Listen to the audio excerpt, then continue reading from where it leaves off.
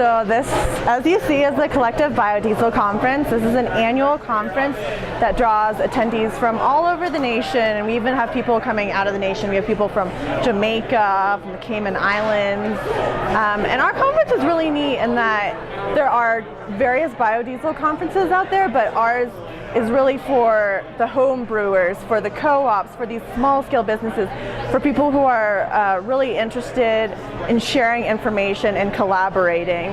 Hi, my name's John Warner. I'm the mayor of Breckenridge, Colorado, and I'm here attending this conference that's talking about biodiesel fuels, all sorts of sustainable practices for small municipalities, big municipalities. And we're thrilled that this group is here, chosen Breckenridge. We're at the Colorado Mountain College campus, and these are things that we're trying to do here in Breckenridge, and I'm eager to see what these people from all over the country have to say about what we're doing, and are there other things we can be doing. My name is Nick Harris. I'm from Carbondale, Colorado.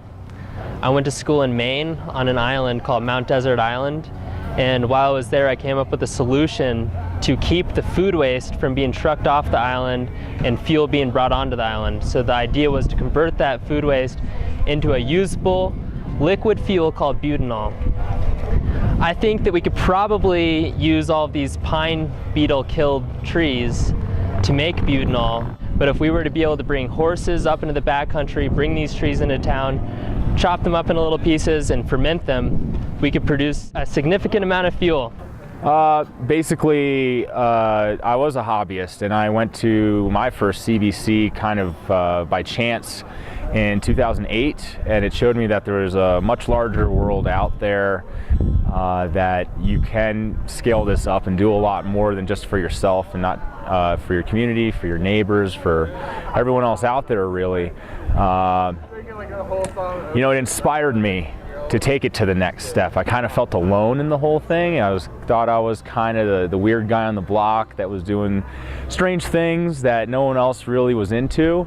After going to my first CBC, I realized that wasn't the case. There were many other people that were much smarter than me and much more motivated than me that were doing things, and I really looked up to that. It inspired me. It gave me some ambition to take it and share it with other people. And if anything, just give me the intrinsic value of knowing that the world doesn't revolve around me. You know, I'm here. I'm a person. I'm a normal person just like everyone else. And I can actually do something that positively affects my surroundings. But this is the most important direction, right here, the loop, in the loop. That's what we're talking about. We're going to keep talking about it every year. We're talking about sustainability for the ecosystem, for the people. We're talking about in business. That means whether you're a nonprofit or a business for profit, we're talking about positive cash flow, and there's multiple elements. There's a massive learning curve in these sort of industries. But we're here to talk about products, and Summit Soap Company was a small child of Summit GreaseCycling several years ago. We've actually moved into a product line including virgin oil-based lotions, conditioning oils. We're going in different directions. We're keeping it organic, fair trade. We're keeping it local, sustainable, eco-friendly. I started off with that blue truck, and I was like, I don't got a lift gate, I don't got any of these things, I'm not gonna put a pumper on this thing, all this stuff. It was like, QB is the way to go. There's a little more to that story, but basically small containers was the way to go. And also solved a lot of issues with a lot of what was going on with the grease collection system in the mountains. We make friends here, and we keep these friends, and we keep this exchange of knowledge going on.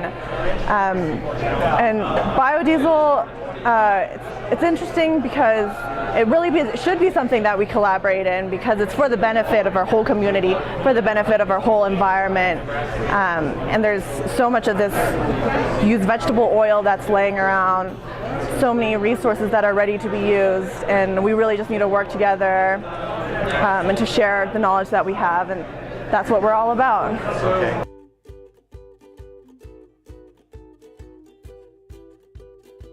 So most people drive on petroleum-based fuel and pay with traditional dollars, but this is biofuel in exchange for mountain hours. So I contributed the 2 1/2 mountain hours And you, what have you got? I've gladly accepted your mountain hours and happy to provide you with some local fuel.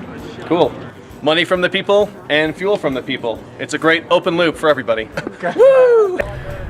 Yeah, even in my time in the industry, which is about 6 years now, I've seen a lot of the wrinkles and red tape and speed bumps and hurdles been overcome. There's always more, there's always work to do, but the progress has been immense, and we've created a system where biodiesel is known to work. People know what it is. People know that it's a good thing. We've done a lot of education, a lot of awareness, and just kind of leading by example, really, to really give a sense that it's not some fad, it's not something that only kind of weirdos do in their garage, that this is something for everyone. And it not only helps yourself, it helps others and leaves a real positive impact, and it creates a sense of security for me, knowing that I'm not reliant on these outside forces and these people that, in all honesty, I don't really think care about me that much. We can empower ourselves to solve our own problems, create our own dreams and see them come true, and do it with each other, and have fun doing it. Come to the Biodiesel Conference in Breck. And we hope to see you around at our next annual conference.